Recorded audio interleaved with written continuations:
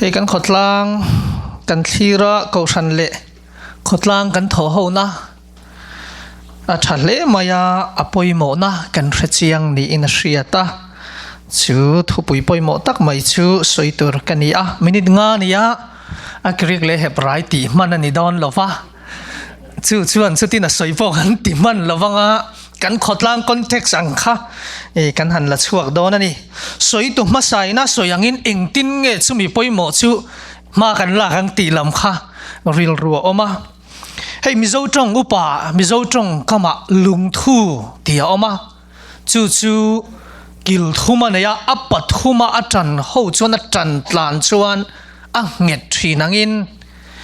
khotlang ko ran le chung kwa kan da telanga hemi pathum atan hova kan tran tlan chuan ma kan son do na chu chu apoi mo na lai tak chu ani khotlang le ko ran tho ho na apoi mo na chu ni mai sela engtin nge chu khotlang le ko ran poi mo tak mai chu kan kal puyang ti la ya hi kan khotlang ina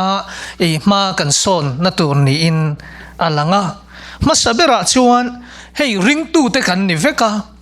cái này mi dâu hậu chút lang mi dâu pha thế chú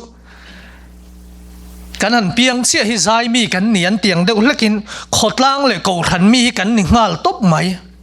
pathian mal som dang lam tak kan don po ni in a riat then khat chu community a tel le thailo hi an om tlat ni chu kan nam pui jinga hian mi jinga ko om ve ngai lo titlat ma se ke ni ho chu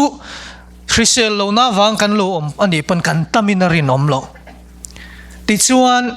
thang thar te tan chu tiang lo timian om point in lak chang kan na chu chu zir tlak atling lova ke ni ho ngai dana chuan kan thenom te nen ti mi kan ni kan che vela mi te nen in zom tura pathian ina siam big ni om tak hian khotlang le ko than hi kan nel ngal maya chu chu kan van nei na pakhat ania ti chuan kan khotlang in en taila ko than mizo society noya ko than pariat kan om ta a hetiang hian lang fia de in soyang o kan mason thainan chung jinga chon tu hian nge kan khotlang le ko than hi veibero ma kan ngai pakhat na chuan pastor te kan niangai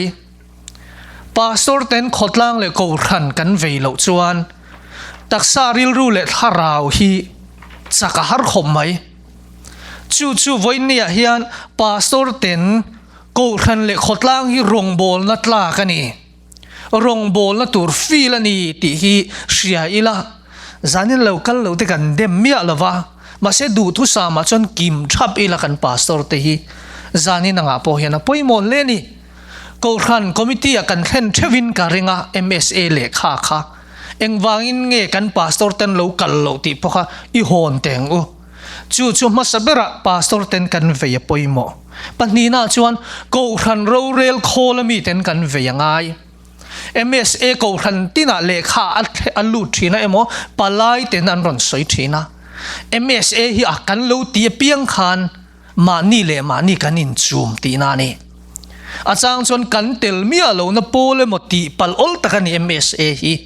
chu tianga ril ruput chang te po chu kan nei pal thaya chu wang chon thalai committee itelem ko ran mai chia itelem ko ran puya committee itelem MSA thualo kala piangin katil na ni chu engtin nge ma kan lak puyang ti kha kan ril ruan ngal sela American ni nom na MA ma an soi ram dangen o thin chu an duty an len thin ti ania cái ni America society mizo society hian kan duty mabak lian tak len tur kan nei member sang zanga vel zinga tang a fel rual kan in ril le choni phot mai le sang zanga tang hian mi eng zat nge mason ngai ti kan muthiam mai o me ti chuan ko than le khotlang tho hon apoi mu e mawangin kan in ngai sakton kan in ngai poimo ton po angai o me ti ro MSA kan nia cái ni chu khotlang huop kan ni boka ho ikal me ngo miang ti ngota ko ran thau thak te kan nei pal chuan khalai kha film khur angai o mi ti chuan ko ran point ko ran pakhat kan tel kim lo chuan Mizo Society MSA Indiana branch ka kan kim lova chuwang chuan in ngai sak ton ila kan program te in subuai lo turat tuna kan siamang hian ma kan sonzel don ani chumiata na nung bera kan soitel tram du chu chung kwa hi apoi mo le mai kan chung kwa thewa zani nang hunakal tur te hian kan in fui tamlo emmi niang o ni china soito masanan soyangin athen tan pejon kan in khap palang ti te po lo omani kan society lo maso na hi kan fa te mizo tong thiam ro mizo lam zil ro kan ti kha zanin nang huna te lo tel vero se zanin nang lo tel sela mizo society lut na an riang lam direct taka wazir tir anin tharung ve theyani chuwang chon zanin nang huna keini nu le pa te chung kwa ho in kan fa te kan thalai te he society tel tur hian in fui sau sawang u